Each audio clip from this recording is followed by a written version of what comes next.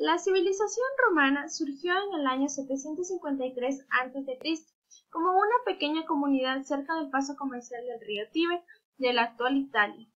Roma se convirtió en una de las potencias imperiales más exitosas de la historia, además que se caracterizó por tener un fuerte espíritu militar, lo que justifica su incesante actividad bélica. Sin embargo, logró convertirse en potencia por su capacidad estratégica para establecer alianzas. Su ubicación geográfica. La Roma antigua se ubicó en el continente europeo, en la imponente península itálica bañada por el mar Mediterráneo, mar que fue protagonista y testigo del surgimiento de varias culturas antiguas y también contemporáneas. Unos siglos después, el Imperio Romano se extendía por toda la costa mediterránea y gran parte de Europa. Como podemos observar en el mapa, eso fue todo lo que llegó a ocupar el Imperio Romano. Hablando de su sistema económico, tenemos que él se concentró en la agricultura y el comercio. Tenían cultivos de vid, de los cereales y del olivo. La anexión de Egipto, Sicilia y Cartago proporcionó un suministro continuo de cereales. El aceite de oliva y el vino fueron sus principales exportaciones.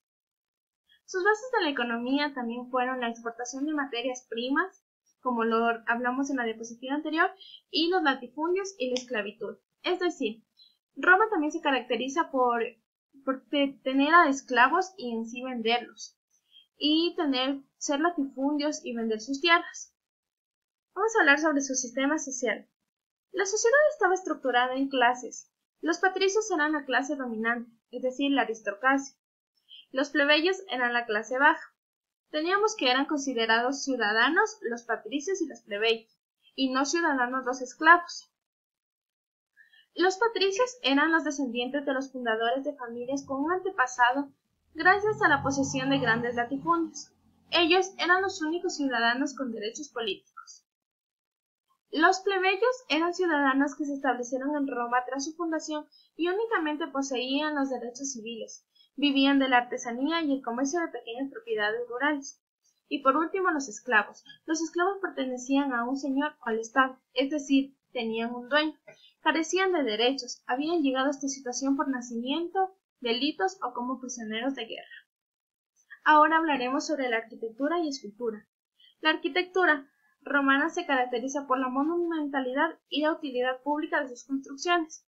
Y la escultura. Los emperadores y los generales levantaron arcos y columnas en memoria de sus triunfos.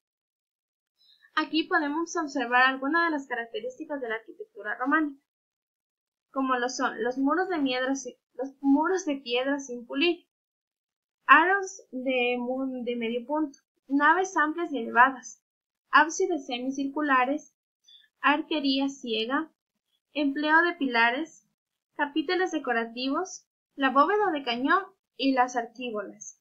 Eso fue todo. Muchísimas gracias.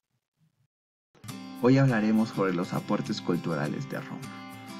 Muy bien, como sabemos, Roma fue un gran imperio, y al ser un gran imperio dejó un gran legado y una gran huella en la humanidad. Hoy repasaremos unos cuantos aportes. Como primero, a la arquitectura. La arquitectura romana se caracterizó por la monumentalidad y utilidad pública de sus construcciones. En esas construcciones se implementó la cúpula, la bóveda y el arco, ya que eran mucho más fácil construirlas. Un ejemplo tenemos el Coliseo romano, en el cual se llevaban grandes eventos, ya que a los romanos les gustaba estar muy entretenidos. Por eso hay un dicho que dice pan y circo para el pueblo. También tenemos a la escultura. La escultura prevaleció en la época de la República. La rigidez de la tradición turusca, ya que a sus gobernantes, a sus reyes, les gustaba construir columnas y arcos en símbolos de victoria, pero esto hacía que imitaran algunas producciones artísticas de Grecia y de Asia Menor. Como podemos ver, tenemos el arco de Constantino, que fue construida tras la victoria contra el emperador Magencio. Por eso es conocida como el Arco del Triunfo. Tenemos a la pintura. Se reconoce por lo fresca que decoraban las casas de Pompeya y de algunas tumbas. Tienen originalidad y sirvió para presentar un gran índole semejante a la pintura. Como podemos ver, tenemos un mosaico mostrando pintura de danza. Tenemos también a la técnica, su técnica. Las ciencias puras no fueron cultivadas en Roma, pero su tecnología era mucho más adelantada, lo cual facilitó sus construcciones y su expansión. Como podemos ver, los acueductos, que es una maravilla en ingeniería, ya que fueron construidas con el propósito de llevar agua fresca a los centros urbanos de fuentes lejanas. Esto eran ubicadas en cascadas para que baje el agua fresca. También podemos ver a sus carreteras o calzadas romanas, ya que esto facilitó a su expansión, ya que llegaron a construir cerca de 50.000 millas de carretera.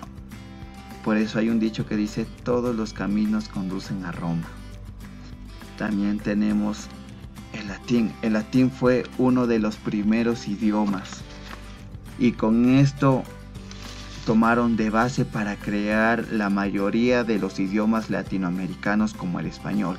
El latín sirvió de base para crear varios idiomas, ya que a través de su expansión Roma logró difundir el latín. También tenemos al derecho romano. El derecho romano es una compilación de leyes, tratados y normativas. En esto se decía que hay que vivir honestamente, dar a cada quien lo que se merece y no hacer daño a los demás. El derecho romano también se tomó como base para formar el código de diferentes países.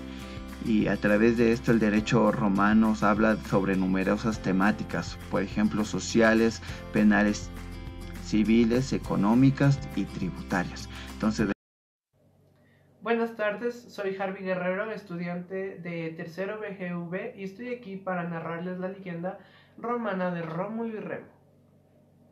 Aquí podemos observar al Coliseo romano, que es una estructura simbólica de la capital italiana. Comenzamos la leyenda. Nos dice que los hermanos gemelos Rómulo y Remo fueron los fundadores de Roma. Pero aunque la historia fija el orden de la ciudad a finales del siglo VII a.C., invalidando por completo la leyenda de los gemelos amamantados por una loba, pero esta siempre va a tener validez cultural. La historia comienza con el rey de Alba Longa, una ciudad de Lacio. Aquí observamos el mapa de Lacio, donde se encuentra Roma muy cerca a Alba Longa. Pero este mismo fue destronado por su hermano Amulio. Este lo expulsó de su ciudad y mató a todos sus hijos varones, excepto a su única hija mujer, Rea Silvia. Para que Rea Silvia no tuviera hijos, la obligó a convertirse en sacerdotisa de la diosa Vesta, permaneciendo siempre virgen. Pero un día, mientras Rea Silvia dormía, el dios de la guerra, Marte, se deslumbró ante Rea Silvia y la poseyó, dándole 2 hijos gemelos, a los que llamó Rómulo y Remo. Pero Silvia, por temor al rey Amulio, los colocó en una cesta sobre el río Tíber y los dejó navegar por ahí, hasta que un día una loba los halló, los amamantó y fueron cuidados por ella. Luego fueron recogidos y cuidados por el pastor Faustulo y su mujer Acalarentía. Cuando los gemelos ya habían crecido, descubrieron su verdadero origen y su trágico destino de su familia. Decidieron regresar a Alba Longa, matar a Amulio y devolverle el trono a su abuelo Numitor. Como agradecimiento, este les concedió territorios al noroeste de Lacio, y en el 753 a.C. los gemelos fundaron una ciudad en una llanura del río Tíber, como vemos en el mapa marcado de rojo, donde algún día embarcó la cesta. Decimos que, según una tradición etrusca, estos cogieron 2 bueyes blancos, con arado, y excavaron un surco sobre el cual construyeron las murallas de la ciudad, jurando matar a cualquiera que las traspasara.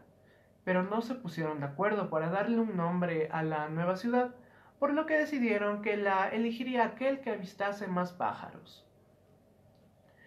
Se dice que Rómulo vio 12 aves, mientras que Remo alegó que aunque había visto 6 aves, las había visto primero.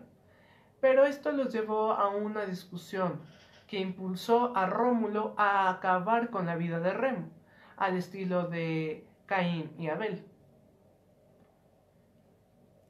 Luego comenzó él mismo a construir las murallas de la ciudad en el Monte Palantino y se la denominó Roma. Observamos aquí el Monte Palantino antiguo. Pero como Rómulo era el único soberano, creó el Senado y dividió la población en 30 congregaciones, aceptando refugiados, libertos, esclavos, prófugos, etc., para por fin poblar la flamante Roma. Aquí observamos unas imágenes de la actual Roma, capital de Italia. Esto ha sido todo, muchas gracias por su atención.